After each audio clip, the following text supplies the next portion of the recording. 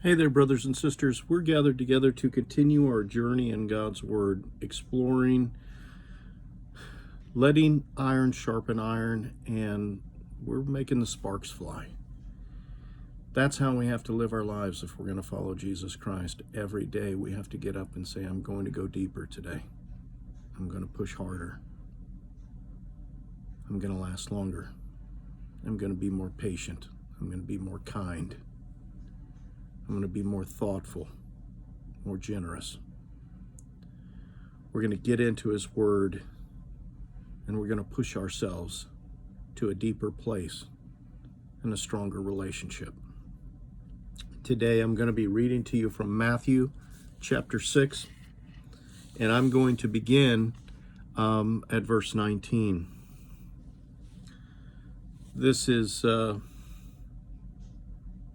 area of Matthew, which Matthew is relating to us as a witness during that time where Jesus is talking to us about not serving two masters. But it's deeper than that, what it seems. I mean, we go straight to serving the devil or serving Christ. And I want to read this to you today because it's deeper than that. We're either serving the world and our desires for the things in the world, or we're serving Christ, and we can all get lost in this. I was just pre-reading this before I started this video with you guys, and I was convicted myself. I am convicted. I need to make some adjustments in my own life and get centered in some areas which I've been justifying distractions because I have responsibilities. I need to take care of my family. I have bills to pay. And the truth is,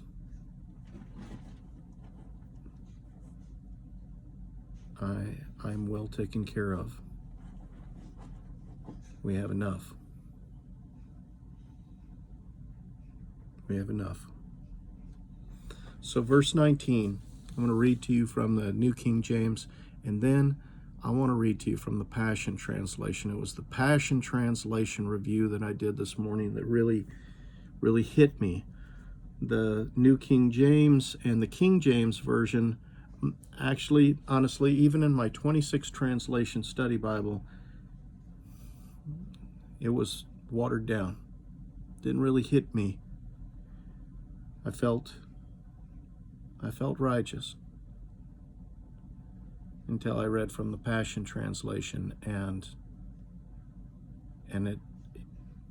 it rang out. God's Word is a hammer.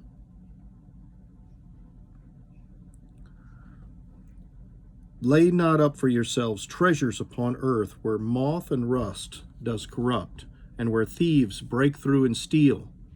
But lay up for yourselves treasures in heaven, where neither moth nor rust does corrupt, and where thieves cannot break through and steal them from you. For where your treasure is, there also your heart will be. And this next part about the light of the eye, I pay close attention to this, and then look at the difference when I read you the Passion right after this. The light of the body is the eye, or the lamp of the body is the eye. If therefore thine eye be single, thy whole body shall be full of light. But if thy eye be evil, thy whole body shall also be full of darkness. If therefore the light that is in thee be darkness, how great is that darkness? No man can serve two masters, for either he'll hate the one and love the other, or else he'll hold to the one and despise the other. You cannot serve God and mammon. Now, I gave a study on that very set of verses a few years ago, and when I gave this study, I was talking about what you allow to come into your eyes. And that's the way I live my life, is that, there are things that we could look at that we know we shouldn't be looking at. And if we let evil come into our eye, then it settles inside of us, and it'll leave thoughts and impressions in our hearts and our minds. It corrupts us. And so if we let what comes into our eye be light and good, then what's settling inside of us will be light and good, will also be pure.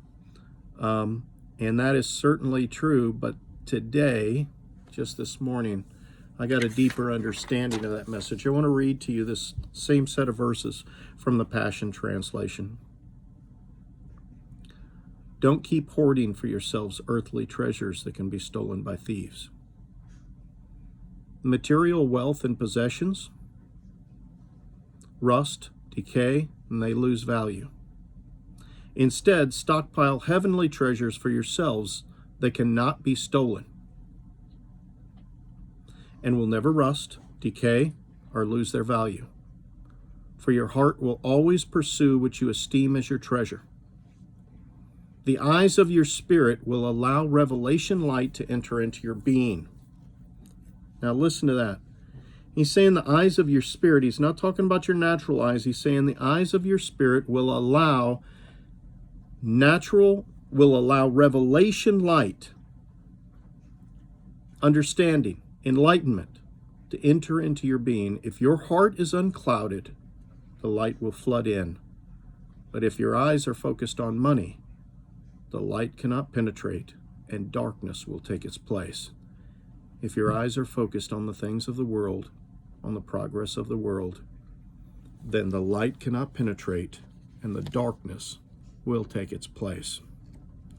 How profound will the darkness within you be if the light of truth cannot enter? How could you worship two gods at the same time? You'll have to hate one and love the other, or be devoted to the one and despise the other. You can't worship the true God while you're enslaved to the things of the world. And that's very true. It doesn't have to be Satan. It can be the things of the world that we enslave ourselves to. We can enslave ourselves to our way of living.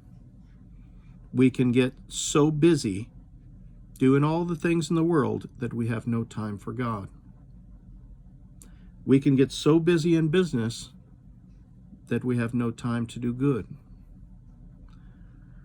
We can get so busy in our normal day-to-day life that we never get to the depth of relationship with God that He expects from us every day. That's the place where we need to be all the time. Be blessed, brothers and sisters. We'll see you tomorrow, God willing.